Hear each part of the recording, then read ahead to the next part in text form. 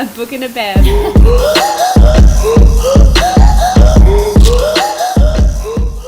Hello, welcome back. This is a book and a bev. We're here, we're present, we're all alive, barely from last week because we all got pretty drunk. So this week we are talking about A Court of Mist and Fury, book 2 of the ACOTAR series. We're very excited. So yeah, book was published in 2016. Briony was reading alongside Sarah J. Maas bringing these babies out. And I am still emotionally traumatized. I don't know how you waited for the next one after this book because it ends on such a fucking cliffhanger. Stressful. Far out. I cannot even imagine. I think binge read all of these in like probably less than a month. I think when I finished Silver Flames, I was done. So yeah, hats off to Briony. Oh dear. All right. So what are we drinking today, ladies? I am drinking. Me and you are matchy-matchy. We're matchy-matchy. It is ink gin. It is an Australian dry gin made of Australian flowers, basically. Dado dark blue, almost purple. Very night court inspired. I have gone for a non-alcoholic beverage tonight, which I'm not going to lie, I'm a little bit disappointed by. But I'm going for a nice blue lemonade cordial. Ooh, oh, hell yeah. Claire is matching that book 2 cover like a pro. Is being our little sober friend tonight because dear old Claire is on antibiotics. Yeah. Oh, She would be drinking if she could, so we are just going to drink on her behalf. I can do that. Yes, we will. go hard. Although maybe not as hard as last week because your girl got white girl wasted and could not parent effectively the next day, to the point that a tactical vomit was had before I went to bed. We may or may not share a photo of drunk Ellie trying to get her baby girl's bottle of milk ready if you request it. So if you would like this behind the scenes content, please comment on it. Oh, it's so good. Look, she's alive. She was fine. I put the right amount of scoops in. She's all good. Because of that, I have taken a step back from a bottle of wine in 3 hours, and instead I am taking it back to my former 18-year-old white self. This is the original pom-pom purple cruiser. Look, it is mainly a nod to Reese's beautiful violet eyes, but the alcohol concentration is less than what my wine was. That's basically the reason I got it. It's needed this week. And yeah, I didn't have any lemonade. So I was like, well, improvising blueberries and lemon squash. That's where we're at. It still tastes delicious. It's really lovely. So we're learning from last week's mistakes. Water. Essential, everyone. Just remember to also moderate with your water intake whilst drinking. That is our safety message for today's episode. And on that note, this book to me is, I get very, very gushy over this book in particular. It has such a special place in my heart. Literally every time, even rereading it for this episode, every time I read this book, it is fresh for me. But in terms of action, this book is, you see Feyre actually getting used to her new body, finding out who she is and her strength, and really coming into like the goddess we know and love. No, I can definitely say this is my favourite book of the series. The storyline just keeps you reeled in, but it also makes you reflect on what you read in the first one, especially a certain character. But I'm actually focusing on the trauma that Feyre goes throughout the book.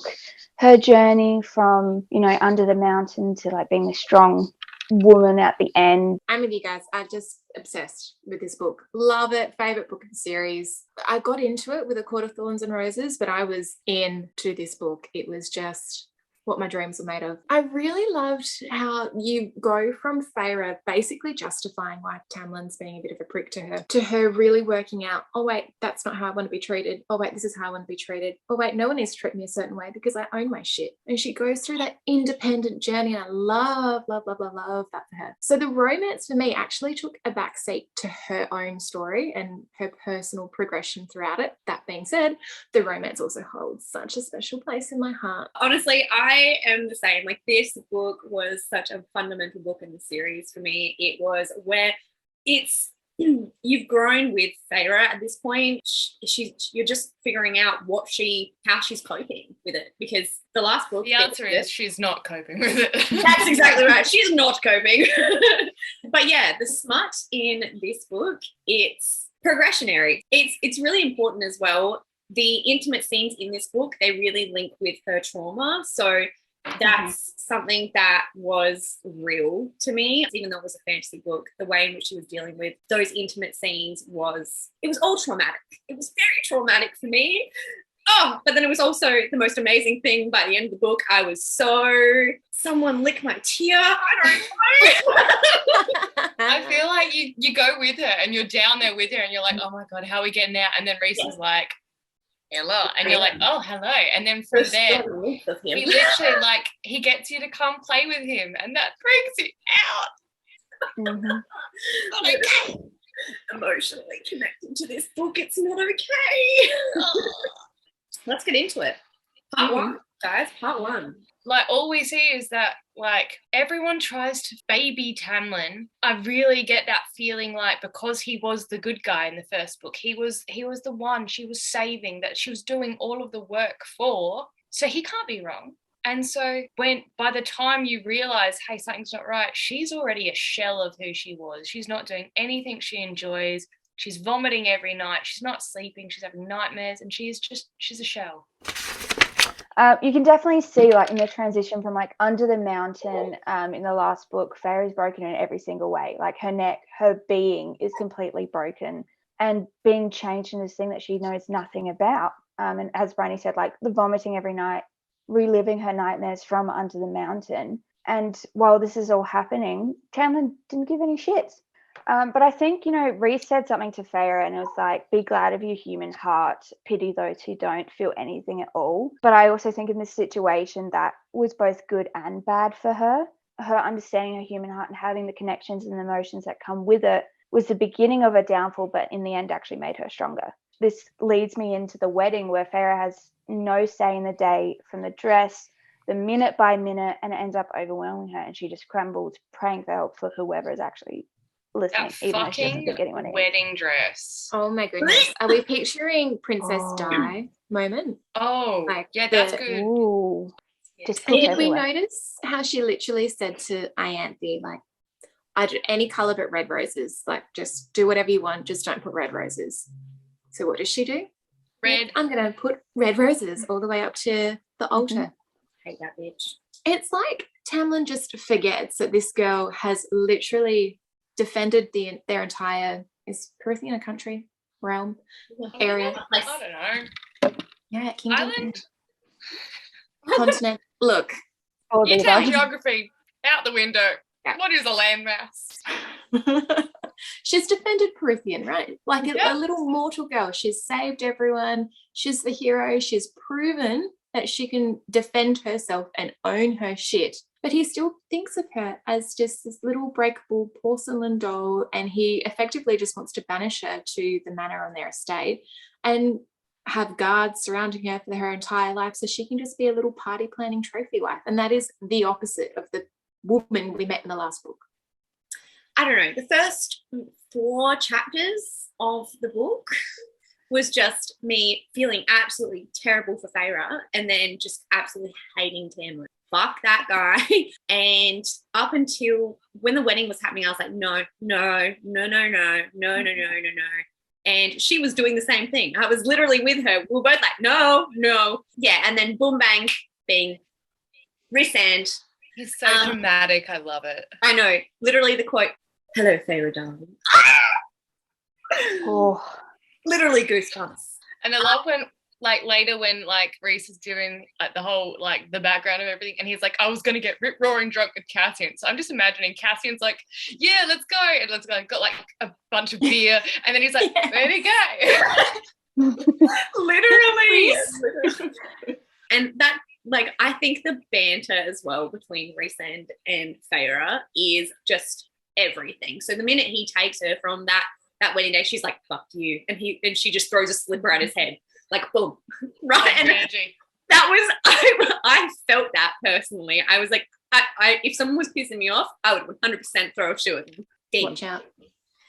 Literally. And so obviously we're progressing through. She goes back to Tampon. Yeah. Bad choices, but anyways. Why? And he just is fucking crazy still.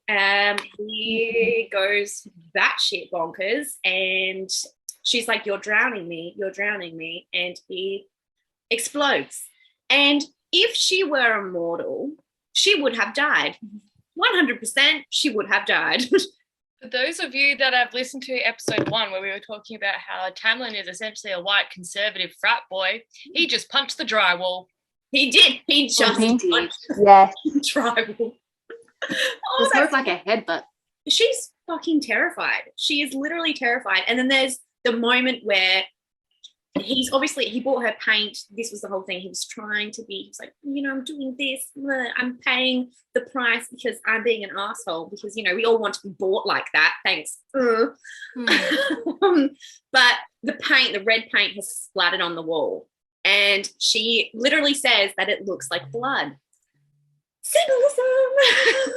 Again, take English away from the episode, guys. Also, it's a literal red flag. Literal waving it right in front of her face. Like, red flag. Yeah. Another thing, like from this point onwards, the smut is, until a certain point, sorry, the smut is abusive. It is basically rape. She really is not, she's not herself. So how can she consent? It's very much one of those things that's like, she is so dead inside that she's just like, no, we're not talking about anything. We're just going to do the derby, and that's it. You can take me however you want, left, right, center, whatever, but I'm not talking about what happened, which just alarm bells in my head. And she has that moment where she's like, sex was never our problem. It's just the other stuff, which is everything else. Yeah, there's a lot of other stuff. And then goes to Reese, bless beautiful Reese Ann, teaching me how to read. Oh, good darling. Love his guts. Just bless his cotton socks. He's my everything throughout this book. I'm literally just screaming, go team Reese. I'm sitting here with like a flag being like, not caught. Reese. Seriously. I know. Did you guys find anything odd about the tiff? Is that how you say it? Yeah. I mean, that seems like a pretty shitty way to collect your taxes. Yeah. Can we all bear in mind that the people of his court, of the Spring Court, they so only the inner court of the Spring Court got to stay in the estate. Everyone else were held in concentration camps, effectively, under the mountain. And sometimes they were forgotten to be fed. So Lucian's telling Feyre all this stuff like, yeah, these people, they're rebuilding. The villagers have been through it, they were effectively starved. There was cannibalism, there were gangs, they've gone through a time. So Tamlin, out of the graciousness of his heart, has allowed them 1 month extra to collect their tax that they owe him. Once he's spent 50 years living in his estate with all of his servants, not having to do anything. But yes, have a month and pay me because I need more money. Yeah, because I need it. Yeah, pay me in gold or goats or fish or whatever you have. And if you don't pay me, I'll kill you. And the fact that no one else does it. Like, and Feyre, just being the beautiful goddess that she is, helping people out, giving all her jewelry that she doesn't fucking want, she doesn't need. She's like, I don't need this shit. I literally was dealing with nothing. Yeah, we're talking about the girl that started off being really sad that her pants were taken away. Yeah. Like, she doesn't want no prissy shit. No, she doesn't need it. And so she just gives her jewelry to, what were they? The water wraiths. Water wraiths, that's it, yes. And gives her jewelry to them so they can pay. That all comes back at the end of the book. Classic Sarah J. Maas power move. Just the thing you think is just like sprinkled in there. Plot twist. But you've got so many comparisons throughout the book of what her trauma was like under the mountain and what Tamlin's putting her through now. Like, she's sitting there going, we're in the receiving room for this tilth. And she's like, this is like Amarantha's throne room. I'm back at the throne room, but this time I'm sitting on the dais and I'm, the little puppet next to the bad person. Yeah. And everyone's lining up for me. By the time that it all goes down and Tamlin locks her in the manor and Lucian, I'll try. Bullshit. I like him later. Right now I'm angry at him. Yeah. You know, normally I'm all for him, a little sarcastic, you know, we love him. But then right now I'm like, dude, you don't actually do anything to help her. You're all talk and that's it. He is literally every guy that just stands by while their mate does shitty stuff and goes, oh, I'll try. We'll have a little chat. It'll be fine. And it's like, no, hold your bros accountable. So Tamlin, the motherfucking lobster, locks her up inside the manor. Sorry, that was really weird. That just came out of me. She has this whole first half of the book has been her literally being like, I don't want to be locked up. I feel like I'm trapped. I was trapped under a mountain. Literally. Here we are. I'm trapped again. Like the fuck. And locks her up. And then she's saved. Before we get to the Night Court, thoughts on Ianthe? Ianthe. Hate that bitch. Wanted to die. Didn't like it from the start. She's so like, as you said, she is literally doing things that Feyre doesn't want, and she just is. It's screaming red flags. Like the whole arguments with Lucien, Tamlin, and Ianthe about like Feyre's powers, and there's all these things. Like they just it's screaming like this bitch is bad news, pretty much. Well, Feyre literally says she's the physical match to Tamlin. Like they would look like they'd be the perfect couple. And it's like, well, that says volumes now, doesn't it? Yeah. It also says so much about like Feyre's self-worth by that time. That she's just like, she's like, I don't deserve this great man, this great good man that has not even lifted a finger while I was dying. But he's gone through so much. The least I can do is give him time while he literally makes me a prisoner. But the poor he had to wear a mask for 50 years. He did. He deserves that shocking tan line. The poor darling thing.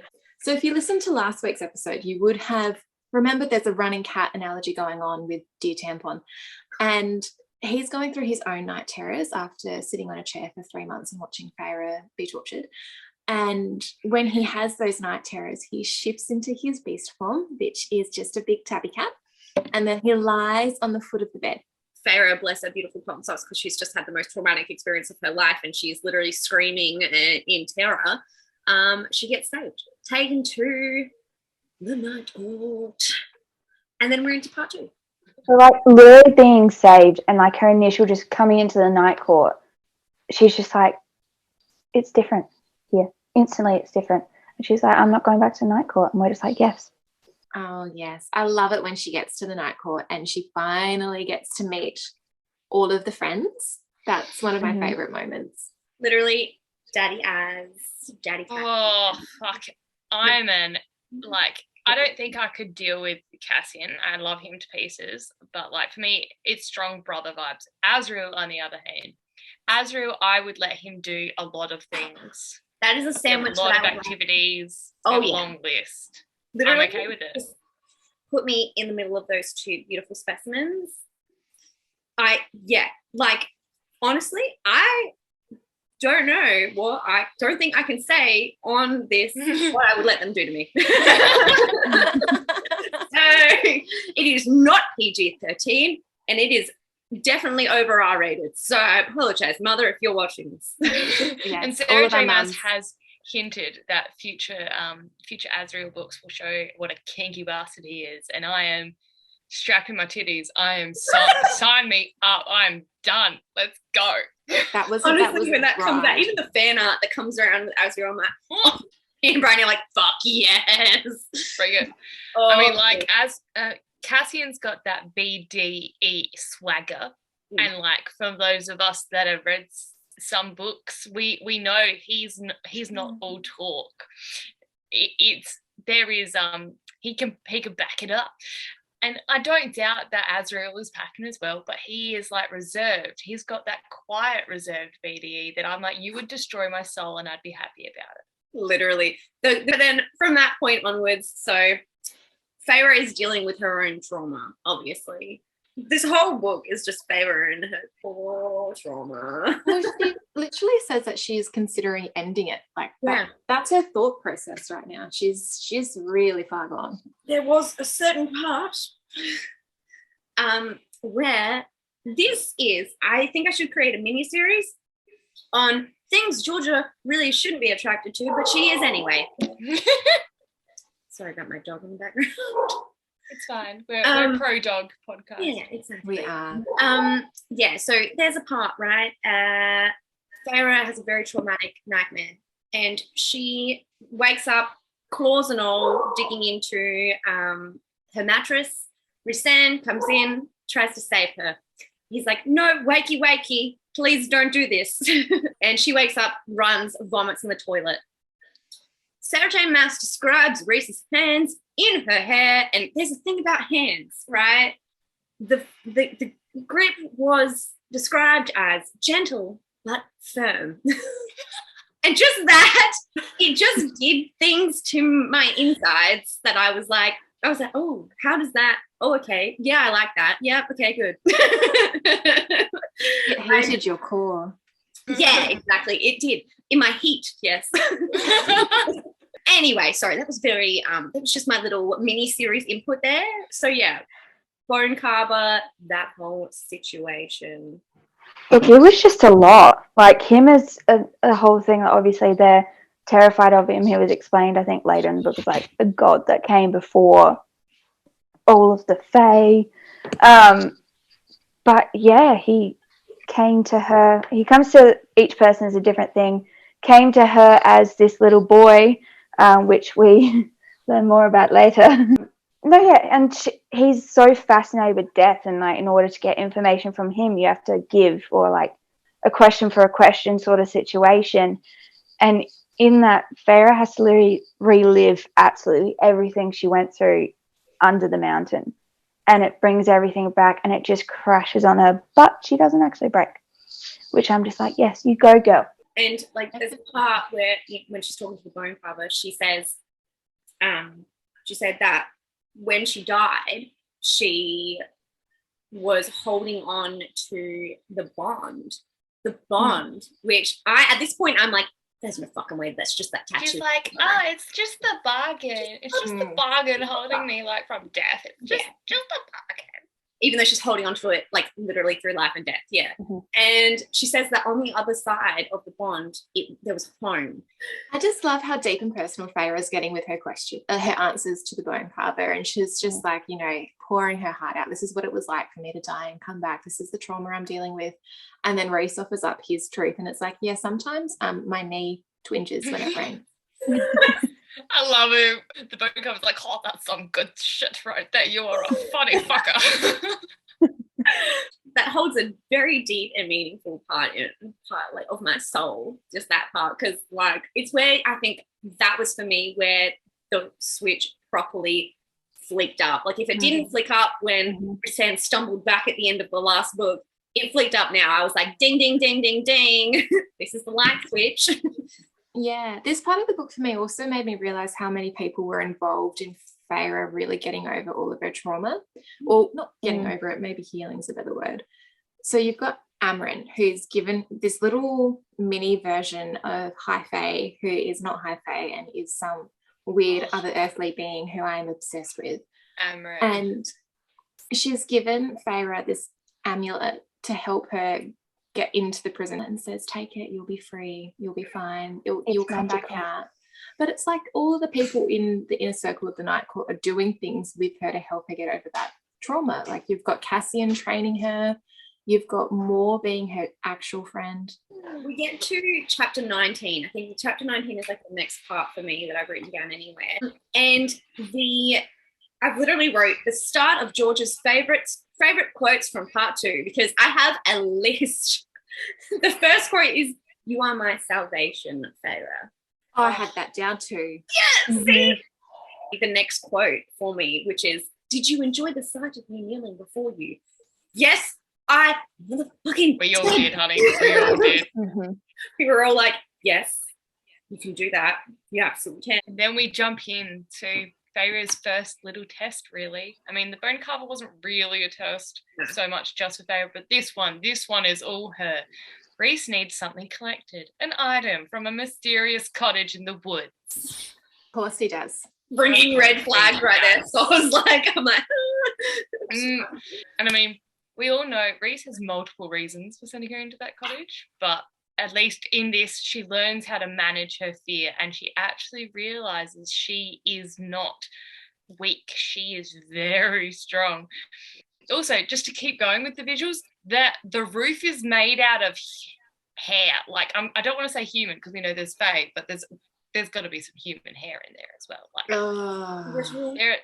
hair made out of the people she has killed, and I'm assuming she's eaten it. It's a snacky snack. Yeah. And then So itchy. she's singing like this sinister song, like Feyre's sneaking around the house, and she's like, the Weaver is singing this song about like a little girl that died, and then some guy turned her into a violin or some shit. I didn't even realize that. The song's like, oh, and what did he do with her nose? He turned it into like part of his violin bow or some shit. And I'm like, oh, fuck. Oh, fuck. And then Feyre finds our item, which, just a casual ring, nothing to see here, anyone. And she goes to grab it, and then Weaver's like, the fuck's in my house?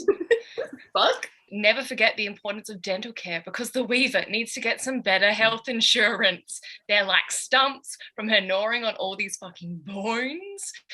And then she lights like the dead hair wall on fire to distract the Weaver, and then she's trying to get out like the window, and the door is locked, and she is up the chimney. She's literally climbing up the chimney. So she's got dead people fat that she's crawling through up the chimney. Great solution. And then she almost stops, but she has this moment where she's like, immortal strength, it only got me so far. I was malnourished. I had let them make me weak. A horse broken to the bit. And she nearly caves to that fear. And then she redefines herself, and she actually hears her own voice for probably the first part in this whole goddamn book. I was not a pet, not a doll, not an animal. I was a survivor. I was strong, and I would not be weak. She just like lobs a brick into the Weaver's face. She's like, bitch, catch. And then she literally pushes her way through the chimney. And I don't know that I got this the first read through, but she literally, like, as in the chimney's narrow, and she's like, you know what? Fuck this bitch. I've got strong shoulders, and breaks stone and just shimmies out. It's all about the shimmy. Oh my God. And then she is the fuck out of there. And then she reunites with Rhys, and she's like, what the fuck did you just do? Bitch. Who the fuck was that? But I did have a note here about when Rhys, like when they're back in the night court after this little moment at the Weaver's cottage, and they're talking about Ianthe again, and he's like, let me show you the type of person she is, and he lets her into his mind, and she's just a fucking see you next Tuesday. She's a sexual predator. I said she is the epitome of a pick-me girl. Oh, she is. Oh, yeah. Yes, that is exactly what she is. So after they've seen the Weaver, they go, well, you know what? We have to go see your sisters, because remember, they exist. And I frankly was like, fuck them all. Got about them. I don't care. Exist. Whoop, whoop. Yeah, okay. So this part for me, right? I just was waiting for it, because I was like, there was a part of me that was like, yes, I want a redemption for the sisters, because like I just want Feyre to be happy. I'm all about Feyre. I'm just like, Feyre would be so happy because she really does love her sisters. In the scheme of things, she does. And it didn't happen. It did not happen at all. I was still punching Mestre in the face the entire time. She's just a terrible, terrible person in this. And yeah, it's just how I feel. I just didn't. Only silver lining is Feyre and Cassian Literally squaring off. Just there's so many parts where they're both just like, who would win out of this fight? Because Cassian's just so stubborn. There's no way that he will back down, and Nesta's just see you next Tuesday. Literally, that is what she is. Rhysand and Cassian standing up for Feyre, like when Nestor is just like jumping down her throat, being like, oh, is our food not good enough for you? Is blah, blah, blah, blah. And the quote that is, I can eat, drink, and fuck just like I did before, better even. Like, yes, you motherfucking can, queen.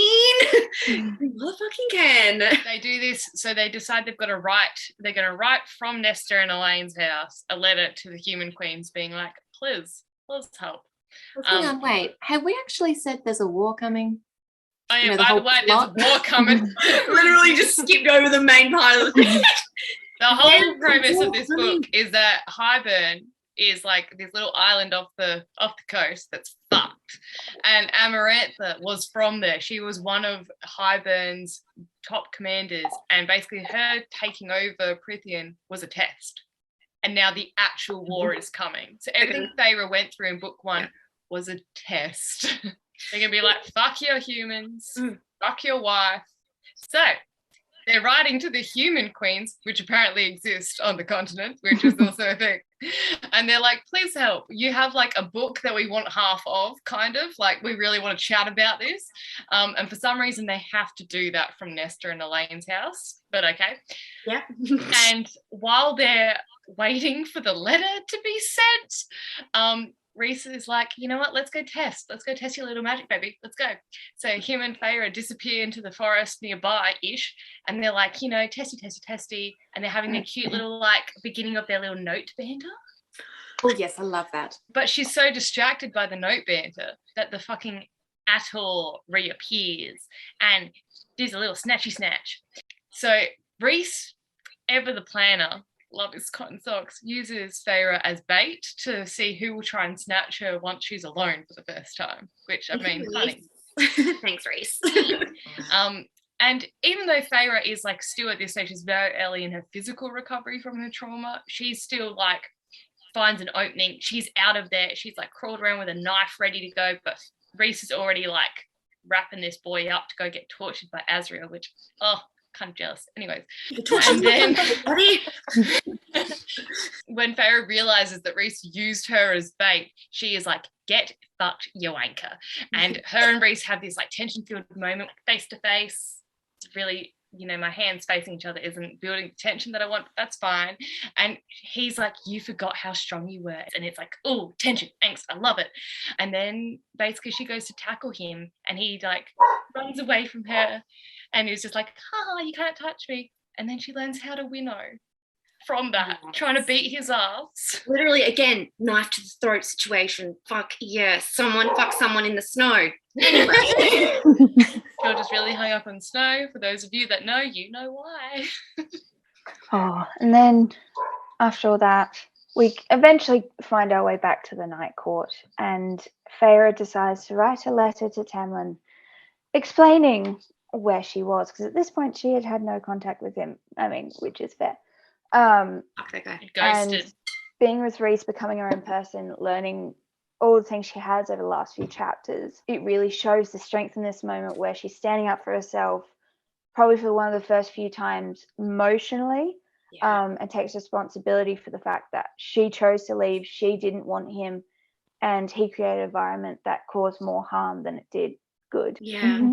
And like there's the part where she finds out that Rhys was the one that was sending her the music when she was under the mountain, and she was my god, and it literally they're having the conversation. She was like, it was you. And like she's like, why, you know? And he said, because you were breaking and I couldn't find another way to save you. And if that didn't just rip my heart out and put it on a fucking skewer, I don't know what did. 100%. So we haven't even spoken about Belarus yet, guys. Fucking Belarus, just the most beautiful place on earth. Sus. Not on earth. Fuck, it's not on earth. Oh my god, it's just, if I could live in Belarus, wouldn't we all? Basically. I'm picturing like a quaint little European town. Yeah. In like the French Riviera. Yeah, that's exactly how I imagined it too. But Claire, your favourite part of the book, we're here. Yes. Favourite part other than chapter 55, which Georgia will happily get to later. It is a part of the book where Feyre is sort of like going through everything. She's processing everything. And she's thinking back to Tamlin's behaviour, especially under the mountain. And she says, I had done everything for that love. I've ripped myself to shreds. I've killed innocents and debased myself. And he sat beside Amarantha on that throne. And he couldn't do anything, hadn't risked being caught until there was one night left. And all he wanted to do wasn't free me, but fuck me. She's got it. Honestly, I'm going to kiss your fucking boots. Put your boots in front of me. I'm kissing them. Like, honestly, that was my proud moment of, I was just like, yes, we've gotten there. He's a dick. That he fucking is. That's when she's sparring with Cassian, right? I'm not like, yes. Yeah. oh. No, it And is. That's her And she fuel. has that. And she, like, her fist turned to flames and she's punching the back and he's ready to take the hit. I love Cassian in that moment. I was like, yes. There's a quote that I take from the next part of this, which is literally, she's like, go lick your wounds. They're having a little note banter. She's like, go lick your wounds. And then he literally turns around and is like, I'd much rather you lick them for me. We all would, Reese. We don't care about all the germs and bacteria. I will lick it. I don't care what you got under the mountain. I'll take it. And then literally him just referring to Feyre's boobs. Like, so they go to the summer court. That's the next part they need to get the second part of the book. Daddy Tarquin. Well, actually, let's be real. Tarquin is not a daddy. He is a young gentleman. He is a young boy. He's a good boy. Sweet. He's got a lot of golden retriever energy. He does. But then we have our first moment of Feyre getting really jealous of Reese. Reese is hitting up that crescendo. Yeah, she's jealous as. Literally, when they first come in, Reese goes to Tuck. He's trying to, like, he can't be jealous because he's literally like Tuck when, yes, he refers to Feyre's boobs as two ripe, delicious apples. I think the literal quote was, delicious ripe apples. Yes, that's exactly right. That's it. I know. They have this moment where Reese is like, you thought I was jealous? And he's sort of up against her with the dresser and braced against her, and she's like, are we gonna kiss? And he's like, are we gonna kiss? What's the moment here? And then he basically says that no one can ever love me because I'm just this dark, awful villain and no one understands me. And so she pours him a drink and they do a little cheers to the dreamers. And I'm just like, guys. My favourite quote, my favourite fucking quote. Say it, Georgia. To the people who look at the stars and wish, Reese, to the stars who listen and the dreams that are answered. Again, literally after that, it says screaming. So you're all aware. That is and confirmed. The notes do say screaming. All caps. All caps. Screaming. Because that quote, it's like them. Like Reese and Feyre, I can't. Like, I feel emotional talking about it. I'm emotional over here. I'm just like trying to cry thinking about how much they mean to me. But long story short, they get the book from the summer court. Yeah. And that's when the water race come back in, by the way. Yeah. We've pre-warned people that we're not doing step by step. Like, we're not doing chapter by chapter. We're just flowing through things. They're just flowing through. Yeah, we're going to skip the plot and only talk about the things that we like, okay? And that's Reese's dick. True. All this is all it's about. Or Azriel's dick. I'm versatile. I can make it work. Literally, I'm a little bit of everything. Any of these characters in this book, except for Tamlin, I'm pretty fine with. So yeah, basically. Let's go. Yeah, Amarantha, maybe not. Bonecarver, much. The next part for me was like they're having a back and forth. They are, their little notes, whatever. They're having a good old in the tension. Yeah, that's it. And it's all about that because at this point I'm gripped in. I am like, when is this happening? Because it's going to happen. And if it doesn't, I'm going to come to Sarah J. Maas's house and literally bang on her door and be like, what the fuck, lady? What is going on? But yeah, there's this quote that I just wanted to speak about because it literally made me vomit inside my mouth. It was, my toes curled in my fleece-lined slippers. And not sure about any of you here, little old Georgia, who used to watch The Wizard of Oz as a child on VCR, thought about the moment where the house has landed on the Wicked Witch and they take the ruby slippers off and then her feet curl into themselves. I don't know if any of you have seen that.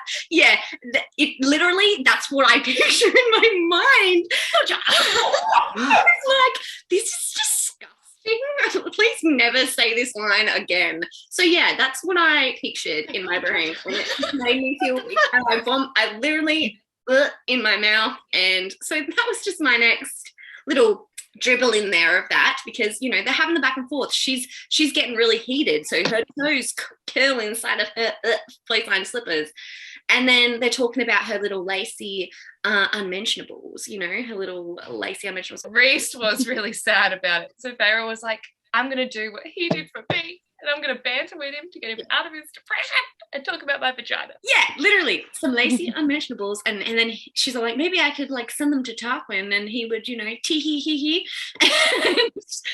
And Reese is like, why don't you go and get them? And then I'll let you pick out which ones you should send to him. And then he like mind fucks her with that little. Oh my God, the porn! We're just imagining Reese at this moment. He's like, okay, so I'm still trying to act like there's nothing else here. I'm very casual. She won't even know. But I'm going to send her a vision of us in a lingerie shop and how that's going to go. But I'm definitely keeping it cool. We'll never know. Mind you, while he's sending her this vision, isn't he meant to be talking to Azriel? Yeah, literally. The man like, is yeah, a multitasker. The next part, guys, is the Court of Nightmares. Dun, dun, dun. I literally, this entire chapter, my legs were crossed. My legs were very tightly crossed. Look. Feyre is dressed in scraps of black shiny fabric, like what she used to wear under the mountain, but a little bit more consensual. And Moore's looking like a banging babe. We love it. We love that energy. Reclaim your territory. I love it. Azriel and Cassian have all of their siphons out. They even sharpened their little wing claw things, and they're all just vibing. And I'm like, yes, I'm vibing with you. She was thriving in this role too, Feyre, because at no point was she innocent. But in this, she thrives at this. I was in panic mode. I was like, oh my God, yes, Feyre, you're so hot. Holy shit. I panic. Yeah, literally. That's exactly what. There was a hashtag for this whole segment, I panic. I can't. And then Rhysand comes out with you should see how I make her beg. And I swear to God. That's what we want. That's what we're asking for. The face of dreams and nightmares. That is what he is referred to as. Because, yes. And you the dreams I'm having about him are him fucking me. The nightmares I'm having about him are him not fucking me.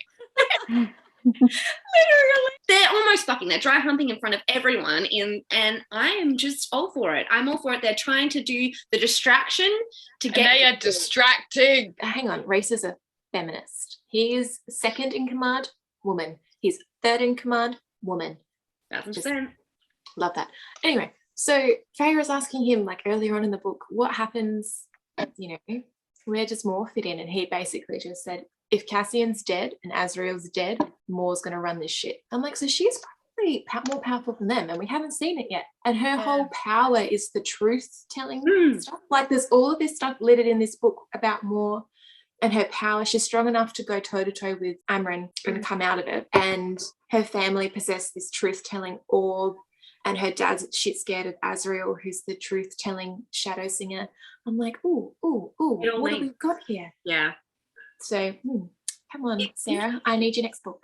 Yeah, literally, someone explain something here. But yes, back to the dry humping, please. Anyway, yes, so dry humping. My favourite part. So yeah, dry humping, it's the eye contact for me as Kia is holding, I think it's the wine for Feyre. I'm going to be Kia for those of us that are watching the video of this. I'm sitting here holding my glass and I'm going to be Moore's dad for this reenactment. Yeah, so he comes up and he's just watching Feyre and Reese because Reese is his hand is up near her hoo-ha. And she is arching back because she's like, oh no, please don't touch me there. I'm very wet. And he is hard against her backside, rock hard. And she's like, oh shit, he's gigantic. And then Reese turns around, makes eye contact with Kia and just licks up her neck. It was the sound effect for me. I swear to God, my legs are clenching right now. So then they're like, okay, cool. We'll just gracefully begin to exit. And Feyre's walking away, and then Moore's dad, the dumb motherfucker, calls her a whore. For those of us playing at home, that does not go down well. Reese boy snaps his arm in multiple locations and makes him apologize, breaking him like a glow stick, I'm imagining. Literally snap. They leave the Court of Nightmares and they have their little tiff on a random hill somewhere. Yeah, she's having all these conflicted feelings because she's like, I'm really into this guy and he knows I'm into him. You just felt how into it. Yes, I can't fully say how into him I am because it's only been 2 months since I've left tampons. I Yeah. kind of want Reese's pain now. But then, And now I'm confused and I'm guilty. yeah, and then Reese comes out and he's all like, I will kill anyone who tries to harm you. And there is something about a man who would literally burn down the world for you or watch you and cheer you the fuck on while you burn down the world yourself. He's just... But she gets irrationally like mad at him for that as well, because she's kind of like, I don't need protecting Reese. And it's like, well, She gets a little bit triggered. no, she says something quite nasty to him as well, which hurts his little feelings, and they don't talk for a few days because he needs time to cool off, playing a little bit of hard to get.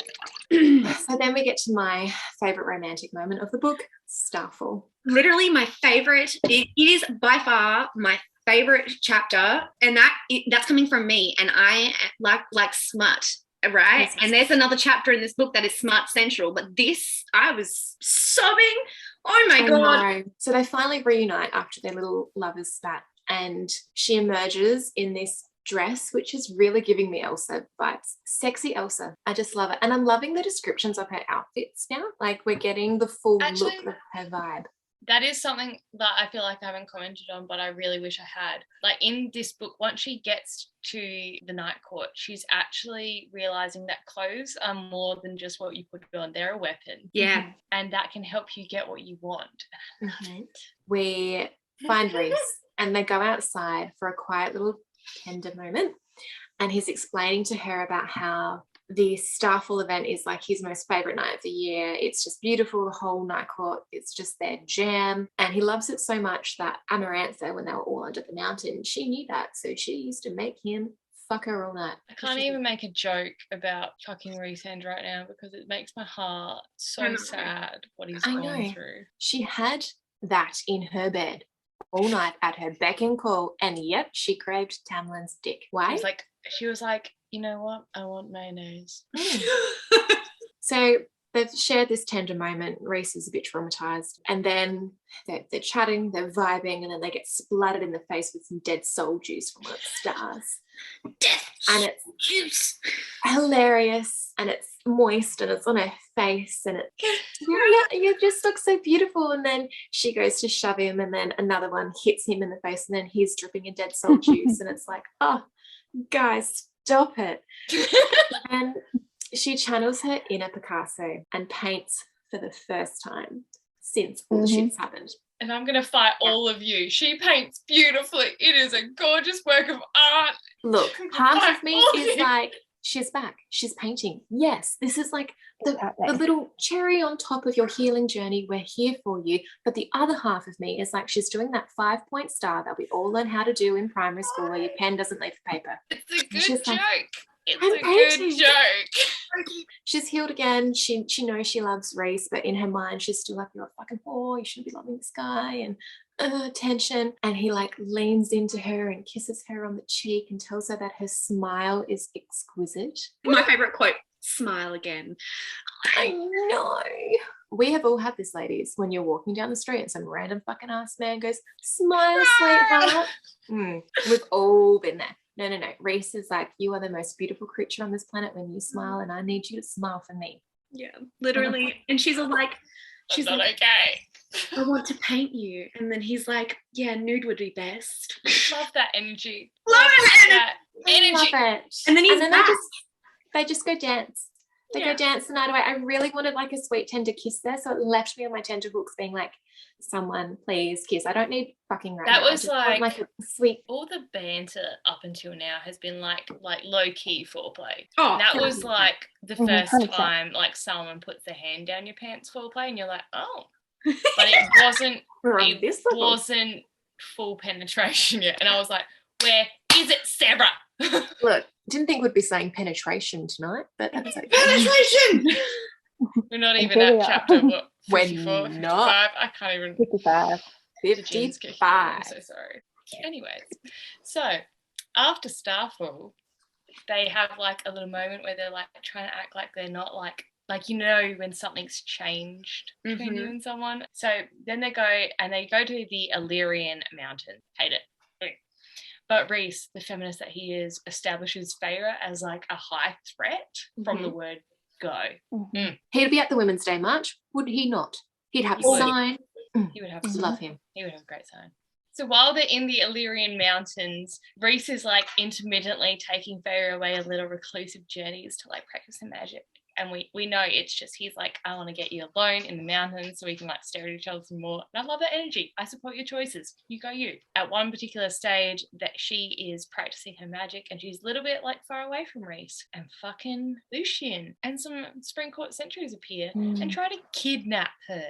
Because, you know, she's not an independent woman who has her own articulate thoughts. No, she's been brainwashed and she couldn't, and you need to come back because things are bad. And I mean, we know that at this stage, Tamlin is probably trying to deal with Highburn and they're being like, we'll give you Feyre back.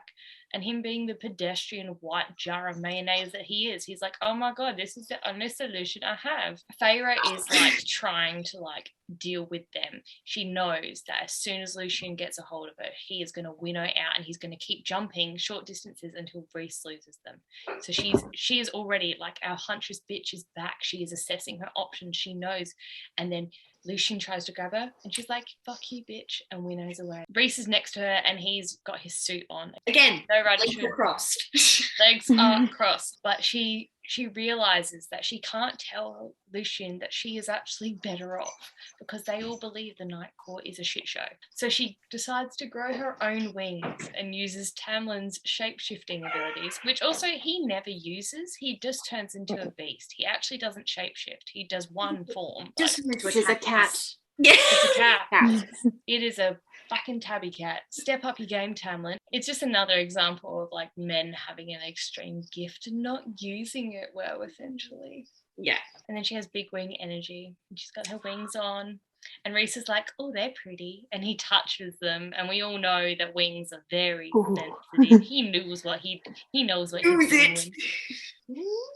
Love that sense of play. That happens. They come back and Feyre's like, you know, they're having a conversation, a deep, meaningful conversation about what's just happened. And she's like, and if he grabbed me? And he's like, then I would have torn apart the world to get you back. And I love that he's like, if you chose to leave, I'd live with it. I wouldn't be happy. I'd live with it. But if you left against your will. But that's all right because it's raining and the weather's bad. And they're cold. We love a one bed trope. The inn! The fucking inn! The moment we all waited for. Sarah J. Moment when I was like, oh, Sarah J. Maas is done playing with a fade to black sex scene. She's done. She's done. This is not a fade to black sex scene. It is not a fade to black. It's not a sex scene at all, soz. I mean, look, he's getting her there and we appreciate him doing the work. There's penetration of some form.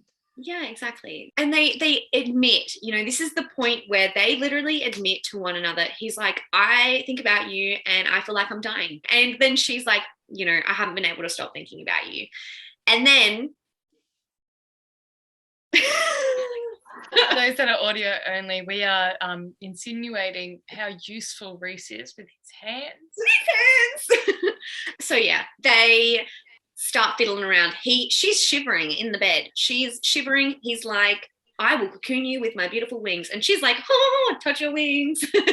And he's like, that's very sensitive. And she's like, I'm going to do it again. Yeah. And she just keeps doing it until he is literally rock hard against her butt. And she's like, oh, tea here? Whoops, did not know that would happen. And then things start happening, right? There's some fingers involved. There is some heavy breathing. There's lots of heavy breathing. And they just finally connect on that level. And by connect, we mean she orgasms. Yeah. And the quote to take out of this section of the book, my friends, is his eyes held mine as he brought those fingers to his mouth and sucked on them, on the taste of me. And then, when I lick you, Feyre, I want you splayed out on the table like my own personal feast. Excuse me while I fucking choke and die. Just over here clutching my pearls. I'm so warm right now. I'm so warm. Now picture me reading this chapter, rocking my sweet little baby newborn to sleep, going, oh, Mama should not be reading this. Please do not listen. Please do not hear through my headphones. Everything's fine. Yeah, look, it was the moment for me. Smart Central Georgia, that was like, yes, she's clenching, we're all clenching, everything's great, everything's beautiful. And someday, I swear to God, when I was first reading this, I was like, if she is not splayed out as his own personal fist by the end of this book, I am going to throw down. So after the end, we have one of my favourite scenes where Feyre does the thing where she's acting like she doesn't know there's a fucking mating bond while they haven't really spoken since she orgasmed from his fingering. Love that work for you, honey. And he keeps going to say something and then he stops. And right as he's about to, they get shot out of the fucking sky with ash and poison arrows. And it's not just like normal ash arrows. They're coated in something as well. So they knew who they were coming for. And he gets kidnapped. He protects her. He shoots her away and like protects her as much as he can. But he is captured and he is poisoned and he's being tortured. And Feyre, she's trying to act like there's no mating bond, but she is like, she just, a switch is flipped and she is like, where is he? She goes Liam Neeson. She is like, I'm on it. Where are you? I have a special set of skills. And she is like she turns her eyes to like night vision, like animal eyes, because she's like, I've seen animals do that. Fuck her. I got it. And then she is off. And I love this. She is like winnowing from branch to branch, avoiding whatever the fuck is climbing around in that forest on the forest floor, which I'm not thinking about because that's going to give me anxiety while I go camping. Correct. So let's be real. I don't go camping. It's like, wow, camp. Sounds weird. Ellie's like, you go outside? Girl, please.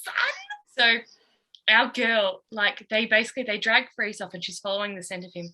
And you know how she fucking finds him? Her jizz is still on Reese. So she can smell herself.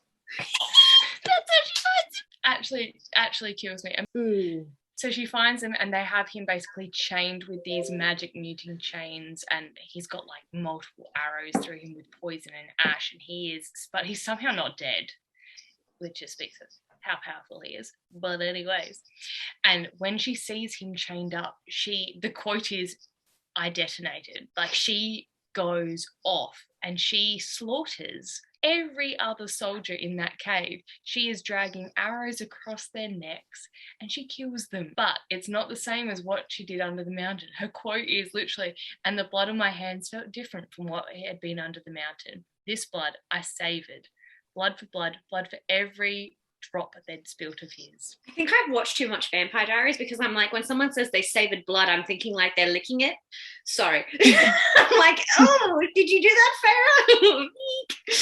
And then, of course, like, Rhysand, she's rescued Rhysand. She's a hardcore bitch. She has done it. She has taken it for the team. She's rescued him, and then she's winnowing him out. Like, this bitch, she's just learned how to winnow, and she's carrying all that weight with her. She's like, And she's talking about how heavy not only his physical self is, but the actual weight of his magic to actually pull him is a lot. She's fucking doing it. She is conquering shit. She is. And she's like trying to distract him when they get to a safe place. She's trying to distract him because she's taking out the arrows, right? This part. She's trying to explain what she was doing before. What she painted in the house? Yeah. Was that that part? And it's the drawers. And she painted her drawers with the night sky. So she's telling this story and she's like, I painted the night sky. And he's like, I'm in a lot of pain, but I'm registering that. And okay. And she's like, yeah, okay, cool. You're clearly dying and this isn't good. And you just try and sleep it off. I'm just going to stay here, have my cloak. I'm just going to shiver in the corner and I'm just going to watch you breathe because I'm quite terrified that you will die. He's starting to get a fever. Things aren't looking great. He's got poison in his system. She's like, fuck, I'm going to have to sort this shit out because he's about to die on me and I can't have that happen. So our girl ensnares another cereal. And do we think there's just one or are they roaming and they all share a mind? Part of me wants to believe that there is one cereal that's like, Feyre, what a babe. I love Feyre. I'm just her stan. But then part of me goes, are there multiple cereals that have access to the same hive mind where they all have the same memories? Yeah, that's likely. I feel like that is very likely. Yeah. Part of me still wants to think it's just like one cereal being like, where my bitch at? Literally, yeah, like, hey, I'm back. Bitch. Hey, oh my god, no, you caught me again. What's up? Let's catch up. Literally just sitting on the floor with its cloak, like, Yeah, what's up, babe? Hey. What do you need this time? Oh, well, she goes to him, yeah, look, so in order to save your mate, you just have to feed him some flowers and give him some of your blood. And she was like, okay, cool. Go back about the mate. backtrack. What? Like, come on, say that again. And he's like, oh yeah, you're his mate, like together forever. Made for each other. You're each other's pair. You're each other's equal. You are the equal to the most powerful High Lord in Prithian's history. Drop that T, sis. Oh yeah, Cyril, and she's man. like Love kind of this fucking Cyril. annoyed about this because he's known for all this time, and here I am just like talking about Lacey unmentionables and wingspan of Cassian, and I am his mate, and he's let me go on this journey not knowing this vital piece of information, and I am pissed because people keep withholding things from me in my history. I'm not okay with this.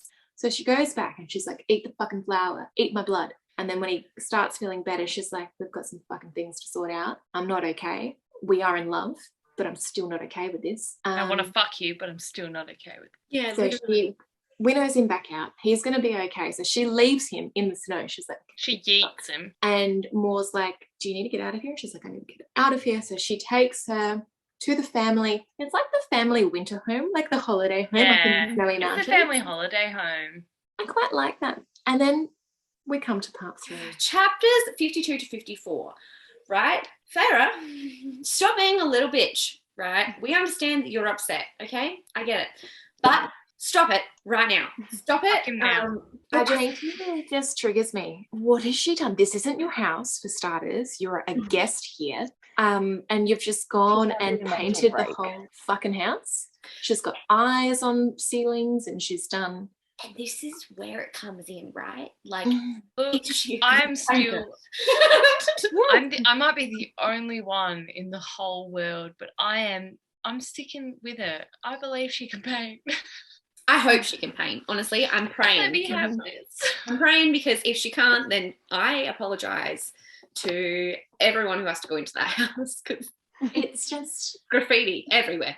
oh my goodness. But she's the whole reason she's there. She needs time to think. She's like, oh God, am I actually a traitorous whore for wanting Reese's peen? Or am I not? We all But want Reese's peen. exactly right. But we're mates now. So I guess like that's the whole point, that we're back together again. Like Yeah. I left Tamlin to go find my mate. Things are cool. We're all good. So yeah. But I think that too, she moment- processes it through the painting.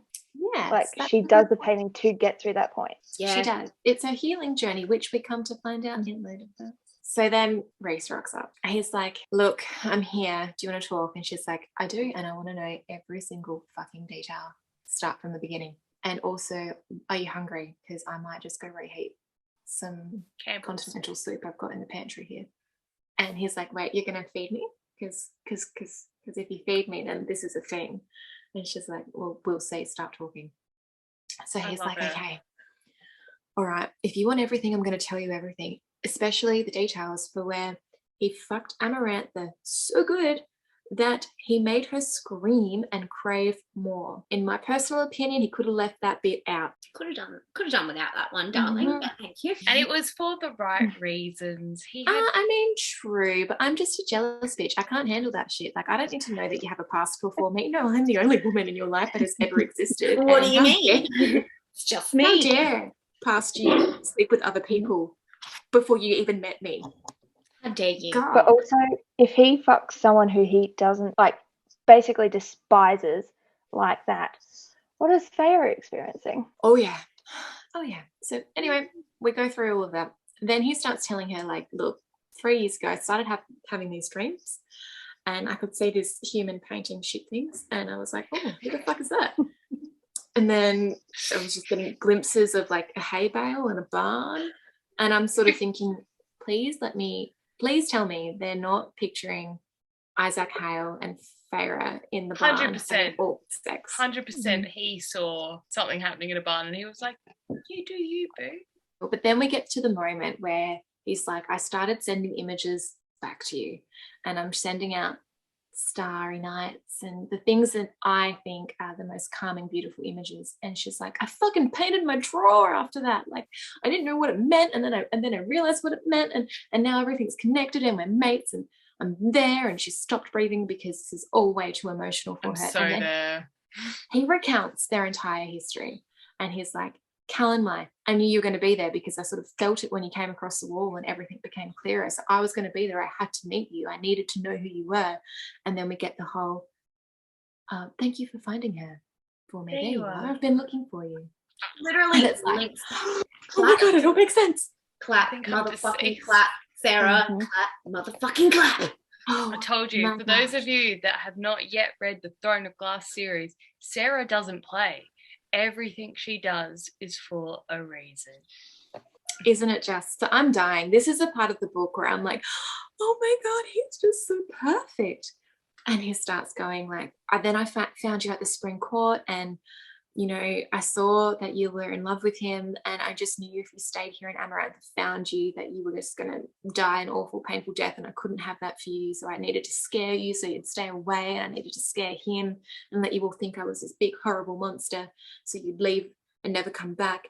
And then you came back because you're a fucking idiot, but I love you for it. But I saved you, and I made the bargain so I could keep you alive, and I did things, and he even convinces himself that he's like, yeah, I was like, oh, yeah, the cauldron showed me you because it was for a reason. We're not mates. It's fine. Yeah, exactly right. He's like, no. We're not doing that. And then she dies, and he's like, oh yeah, she's fucking mate. She's my mate. Oops. And he literally says like, and when I learned your name, hearing you say it, it was like an answer to a question that I had been asking for 500 years. 500 years. Oh my God. Oh, that was just. Yeah. It's just perfect. The whole recounting of this whole thing, everything's lining up, all the dots are clicking. It's just perfect. So yes, he realizes when she's dead, oh shit, she's my mate, and he's holding on to the bond for dear life, tugging at her, come back to me. He's like, I'm gonna fucking make these High Lords bring you back to life. I don't care what I have to do. And they do. They bring her back. And he's like, okay, you're alive, you're good. Everything snaps into place as he's about to fall off the balcony at the end of Under the Mountain. And he's like, oh, shit. He runs back to Moore, and she hasn't seen him in 50 years. And he's like, she's my mate. She's my mate, Moore. Like, Moore's like, what am I going to do? The fuck? Moore's like, who? Where have you been, and who?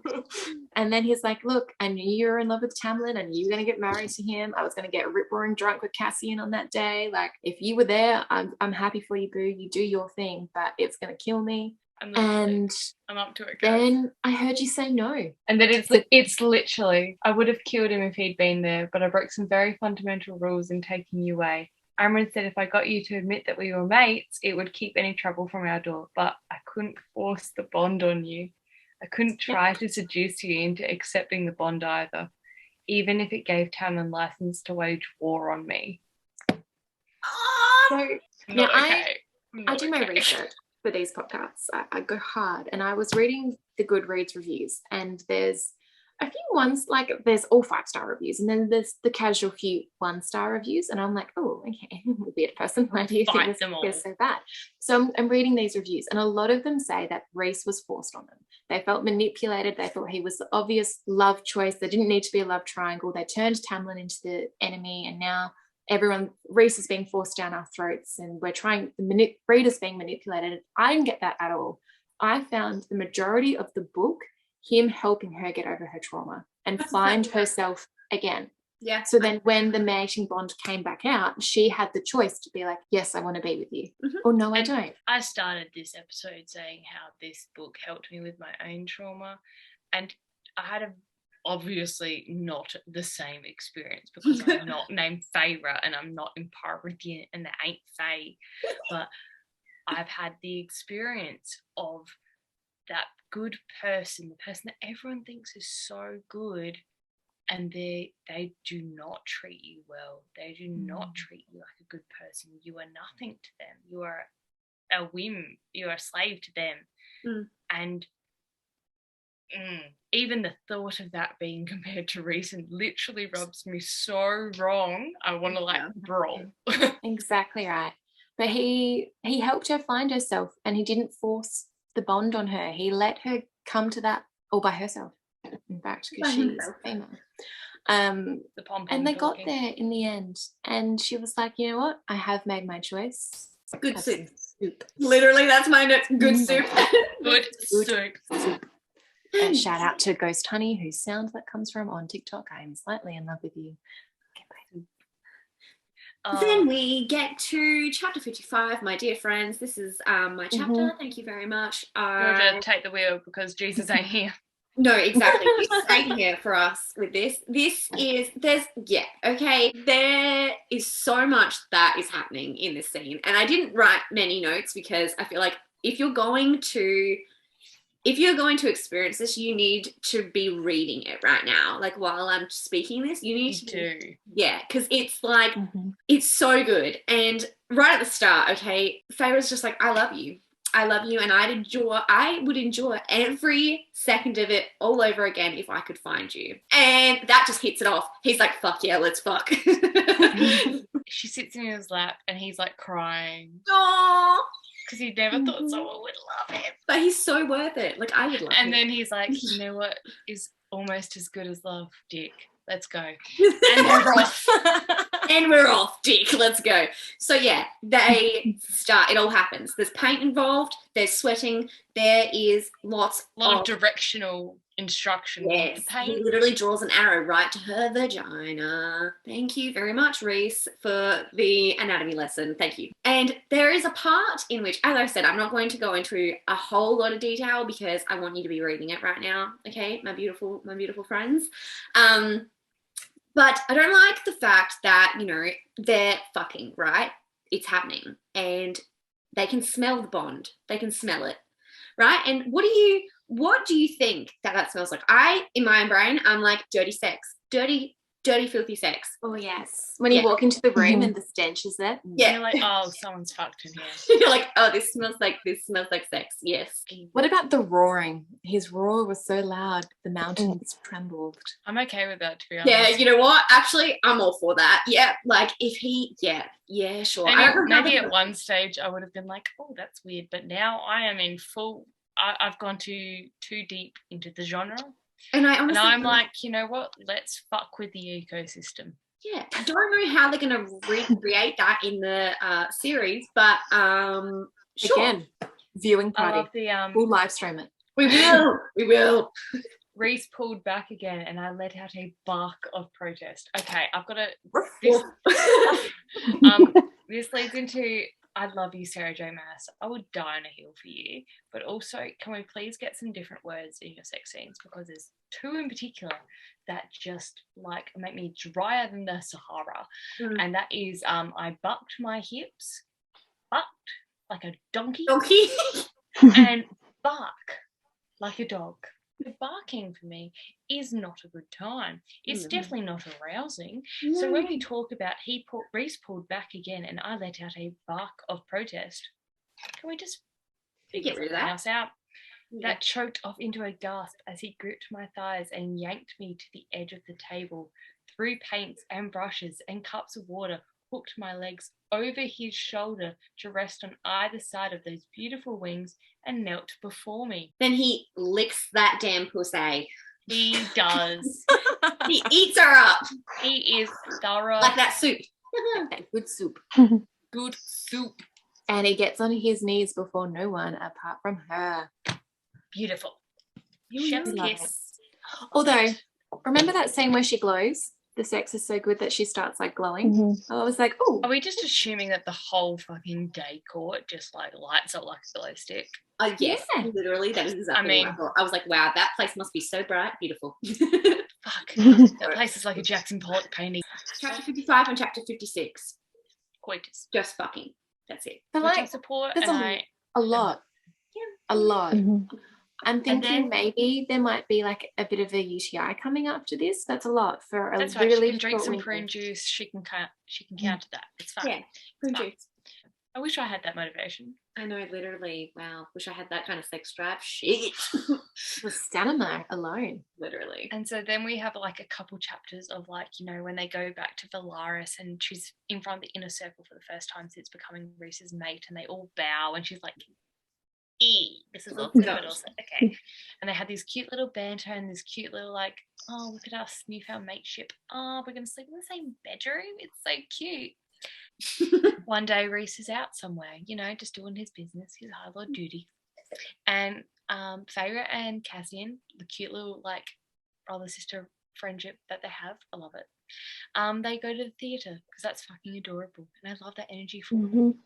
And then while they're walking back from the theatre, and Hybern invades Valaris because the fucking stupid queens, which we also forgot to mention. Oh yeah, oops.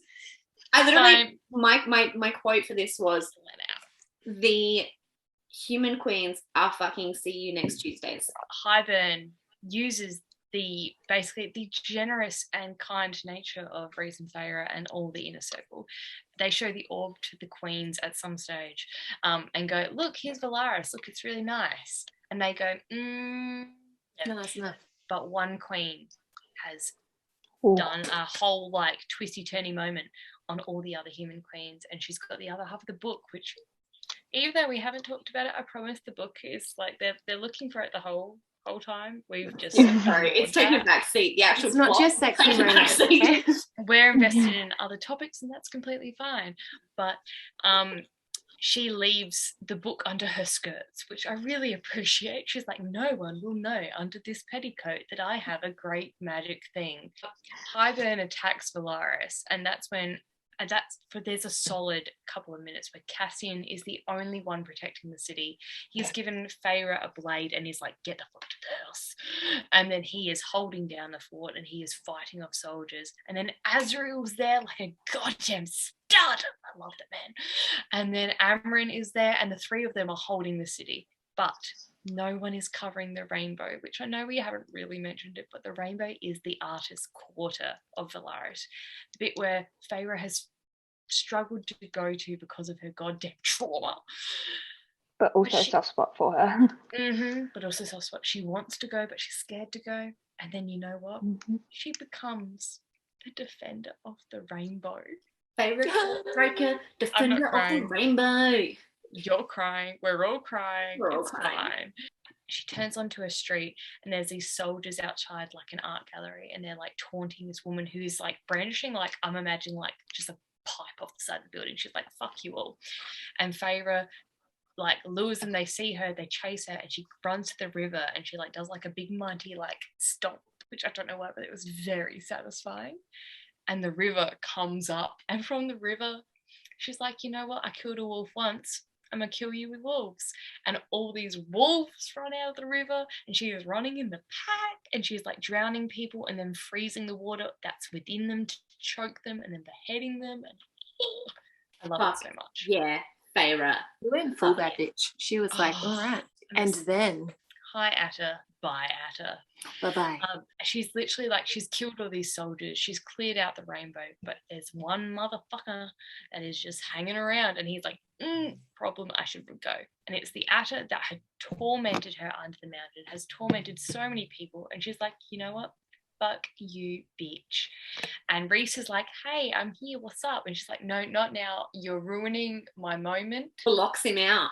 Locks him out, which, I mean, even the strength to do that, because we know how strong Rhys is. Literally.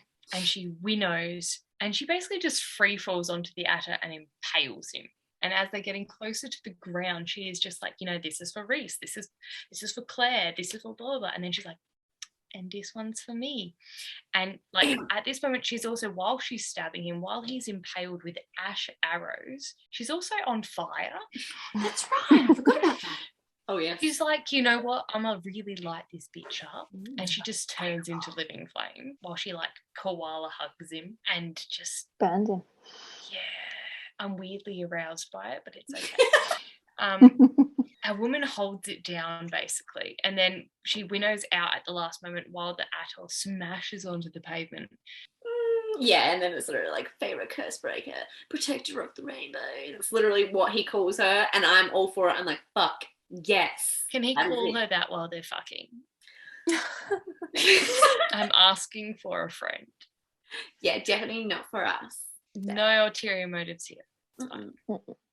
Yeah, but I just like Rhysand after this is just, and she's like, are you not mad that I locked you out? And he's like, well, you know, I was worried, but like, you can protect yourself. Like you've got this, girl. Like, go you. That's literally what he's like. You know, he's just, and it's just, he's so not like Tamlin.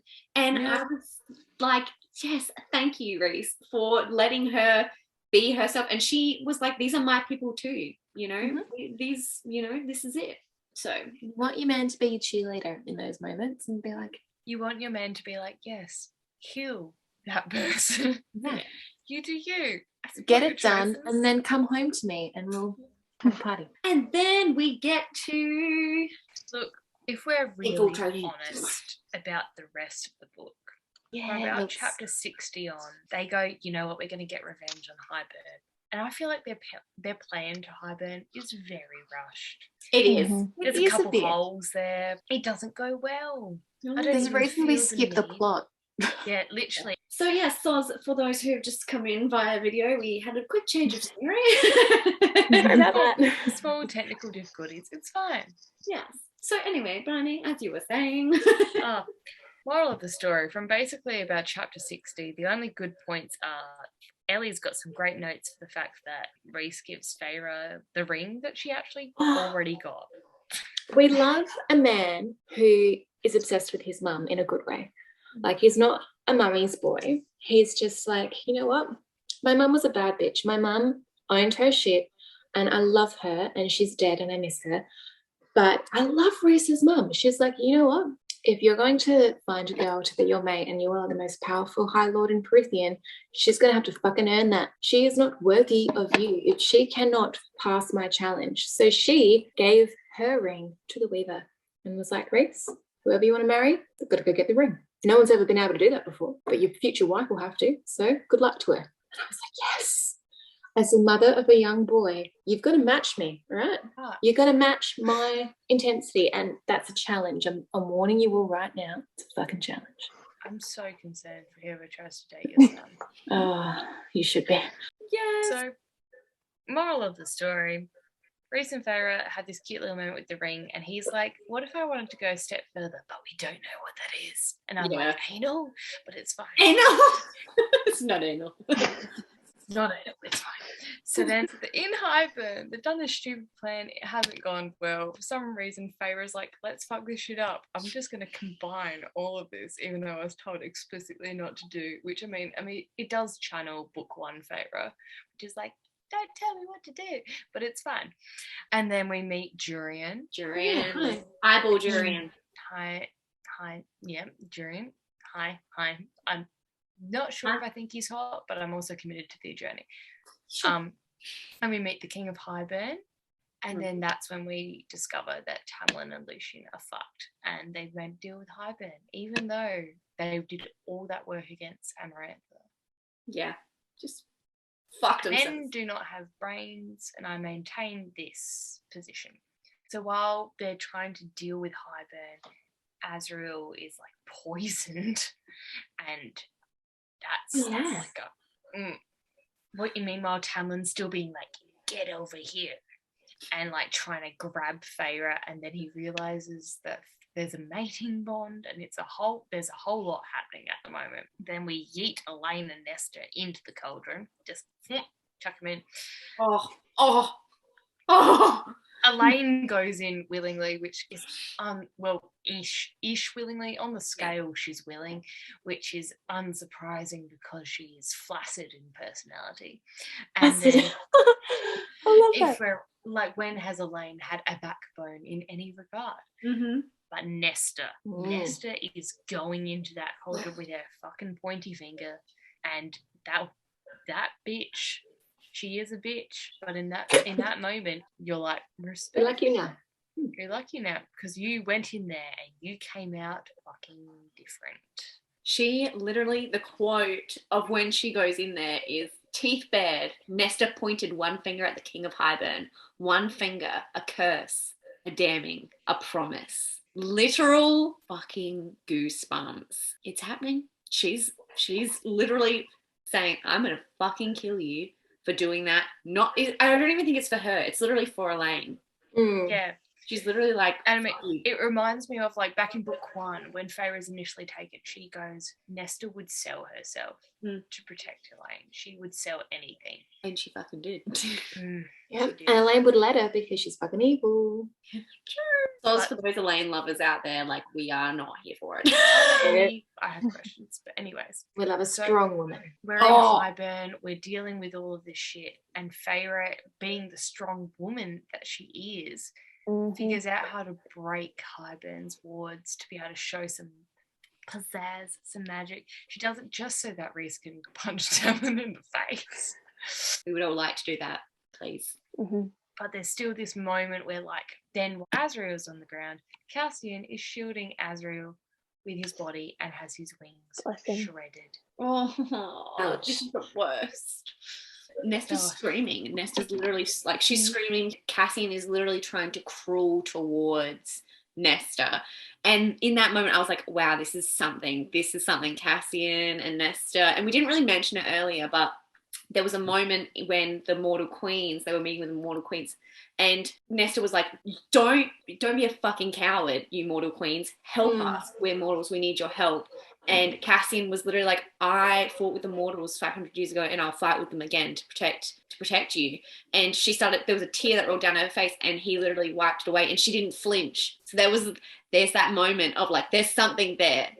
Nesta, Cassian, like, I feel you and I need it because she's a fucking bitch and she needs someone like Cassian to literally stubborn ass Cassian to put her in her place. Anyway, sorry, just referred back to that. We get there. But then in the meantime, you've got Lucien going, oh fuck, I reckon Elaine's my mate.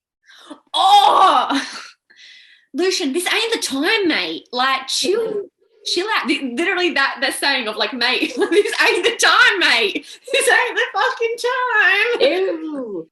Read the room, sir. While all of this is happening, Feyre is trying to figure out a way to get them out. She doesn't think she's essential, even after all of this work she's done, after all this. She goes, okay, I have one. Again, if you had one chance, one opportunity, seize everything you ever wanted. And she goes, I'm just going to pretend like it was all a trick, and I'm going to trick them. Feyre pretends. She does this whole like, she glows and she's like, I hope Rhys will know what it means. Rhys knows what it means. She always knows what it means. And she busts out and she breaks the wards, and that gives more the chance to grab our boys and Rhys to grab the others, and they can get out. So they grab the sisters too, that's right, yeah. They grab Elaine and Nesta and they're all yeeting the fuck out of there. And Tamlin, being the dumb fucking jar of mayonnaise he is, believes it. Lucien's the only one who's like unsure. That's suspicious. Yeah. So they end up getting back to the Spring Court, pretty much. Rhysand goes back to Bellaris, and Moore's like, Amryn is the one that's freaking out, like, where is Feyre? Like, what is going on? Get her back. And then we find out Feyre is High Lady of the Night Court, bitch. Oh, shit. Women, woo, woo. And there's old Tamlin being like, no, there is no such thing. And Rhys is like, fuck yeah, there can be a such thing if you want there to be.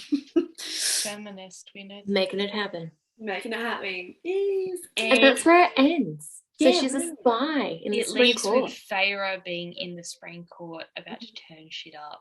She's doing Because she bad made that bitch. promise to Tamlin right before she like faked it all. She was like, if I come back with you, I'm going to fucking kill you all and I'm going to destroy your entire court. Yeah. You'll have to stay tuned for next episode to find out how that unravels. Yes. Oh, so exciting. So yeah, next week we have A Court of Wings and Ruin. And this is where The war really kicks violence. off. Yes. There's a bit more Briony's plot gonna have here. a good I mean, there's a time. reason it's called ACA War. ACA War. Look at that. Yes. So, Is there any music that resonates with you when thinking about a book, this book in particular? And as we were discussing, like, when we were going to start a podcast, we were like, are we going to do this? Are we really going to do this? Are we really going to do this? My first thing was like, if we do this, guys, I've got some Taylor Swift references for you all. And look, it was a moment that has forever lived with me because the girls were like, okay, cool. Yeah, you can do that. Go here. And I was like, no, hardcore references. I'm going through the albums. I'm with the re-releases. I have a theory. Taylor Swift is a closet ACOTAR fan. And she doesn't write her music about Jake Gyllenhaal. No. She's writing it about Tamlin and Reese. Okay, you're with me? Mm-hmm. We're on the Reputation album specifically right now. The song is Call It What You Want. I will recite it for you. I'm not going to sing it because I'm not going to destroy anyone's earlobes. Okay, so my castle crumbled overnight. I brought a knife to a gunfight. They took the crown, but it's all right. In my opinion, that's her like recounting her trauma at the Spring Court. Like, they fucked me up, but I'm all good. All the lies are calling me one. Nobody's heard from me for months. I'm doing better than I ever was because she's in the night court. No one's heard from her. No one knows where she is, but she's okay. She's with Reese. Because my baby's fit like a daydream, walking with his head down. I'm the one he's walking to, so call it what you want. My babies fly like a jet stream because he flies. High above the whole scene, loves me like I'm brand new because he does. He really does. And she technically and then second verse. Okay, you with me? All my flowers grew back as thorns. You can't tell me that's not relevant. Windows boarded up after the storm. Yeah. All the drama queens taking swings. Like, we've got a few queen references here. That can work. I'm laughing with my lover, making forts under covers. Trust him like a brother. Yeah, you know I did one thing right. Starry eyes sparking up my darkest night. Resent. Mic drop. Okay, and that's about it for today. We do have more of the Reputation album coming back next week, which I hope you are all thrilled to hear about because I have thoughts. Mm-hmm. Basically, oh wait, there's more. I'm sorry. We're at the bridge now, guys. I forgot. She wants to wear his initial on a chain around her neck, not because he owns her, but because he really knows her. Because Tamlin was all about owning her and Reese was all about knowing her. Okay? Let Ellie live her Taylor Swift dream. Please. And also please note that I came to these thoughts stone cold sober. Yes. This is normal Ellie. For those of us that only have audio right now, the rest of us are nearly crying, Dying of laughter. piecing ourselves. Referencing specific fan art, I love fan art and I am very passionate about it. Charlie Bowater has an amazing Starfall scene that she does, and it perfectly is a great computer background, FYI. She sees Reese and Feyre exactly how I see them, so it's perfect. There is also an artist who goes by CJ Merwild in particular. That's a really great thing. Her first name seems to be Coco, but she has some great inner circle art on DeviantArt. In particular, she does one of Azriel, and he's not wearing pants. It is hips up, but there's enough to get you going. Would recommend. That's what we need. The only other person that if the thought of Azriel from the waist up gets you going, might I suggest also her name is Morgana Zero Anagram. Her name is Salome. She is on Instagram, DeviantArt, I think, and she does some not safe for work bat boy nudes. And that is also what we like. Was not prepared for that. Would recommend. I'm always prepared for that.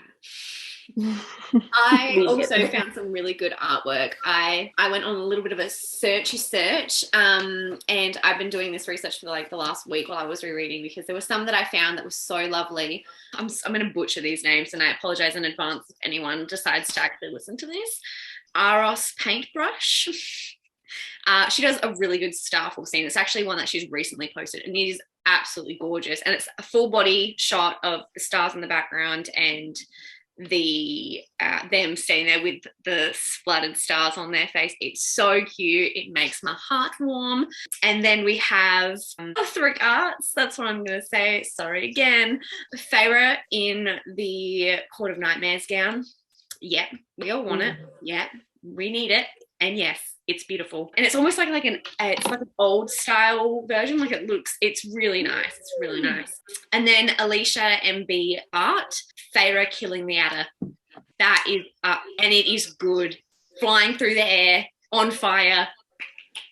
I'm telling you, good. And so this fan art is going to ruin the actual show for me because I've got high expectations now. They do such an amazing job of it. I know. Like, yes. I'm a big, especially like Charlie Bowater does a lot of covers for a lot of books that I read. And also Merwild, she's actually released her own book now, which I'm hoping we will review at some stage on this podcast. But she has an amazing knack for her faces in particular really get me, but you guys will not be disappointed. That is it. Thank you so much for joining in. We are drunk. Again, Court of Wings and Ruin is next week. For our listeners, thank you for coming back. If you did. If you did. If not, welcome. And we look forward to going through book 3, A Court of Wings and Ruin, with you next time. See you guys next week. Catch you later. Bye, guys.